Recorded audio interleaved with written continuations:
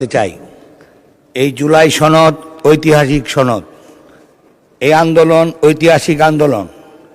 এই আন্দোলন দীর্ঘ 17 বৎসরের আন্দোলন। এই আন্দোলনে আমরা বহু নেতাকর্মী হারিয়েছি, বহুত নেতাকর্মী গুম হয়েছে, বহুত মানুষ হত্যা হয়েছে। অতি সত্বর সংসদে এটা মুলতবি করে আলোচনা আনা হোক। এটা একা কারো কৃতিত্ব নয়, সকলের কৃতিত্ব। কৃষক, শ্রমিক, মেহনতি জনতা, ডাক্তার, ইঞ্জিনিয়ার সকলে এই আন্দোলনে অংশগ্রহণ করেছে।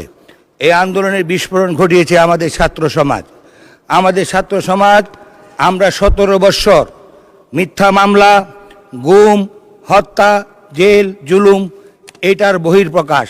মানুষের শরীরে যেমন ফোড়া হয়, এই বিষ ফোড়া যখন বড় হয়েছে ছাত্ররা তা গালিয়ে দিয়েছে। আন্দোলনটি সেই রকম হয়েছে। আমি দেখেছি মাননীয় স্পিকার, আমার ছোট ভাই রেবে কর্মগত, তার সন্তান, তার মেয়ে নর্থ সাউথ ইউনিভার্সিটিতে পড়ে। মা ফোন করেছে মেয়ের কাছে, মা তুমি কোথায়? মেয়ে বলেছে আমি আন্দোলনে আছি। ভাই ফোন করেছে বোনকে, তুমি কোথায়? বলো আমি আন্দোলনে আছি।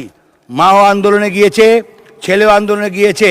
বাবা কাজ শেষ করে বাড়ি ফিরে দেখে তার মেয়ে, তার ছেলে, তার স্ত্রী তিনজনই আন্দোলনে আছে। তখন বাবাও ইউনিফর্ম খুলে সে আন্দোলনে যোগ দিয়েছে। সেইভাবে এত বড় আন্দোলন হয়েছে মাননীয় স্পিকার। অতএব এটা পুঙ্খানুপুঙ্খানুভাবে সকলের মতামত নিয়ে সংসদে বিশদ আলোচনা করে এটা বাস্তবায়ন করা হোক।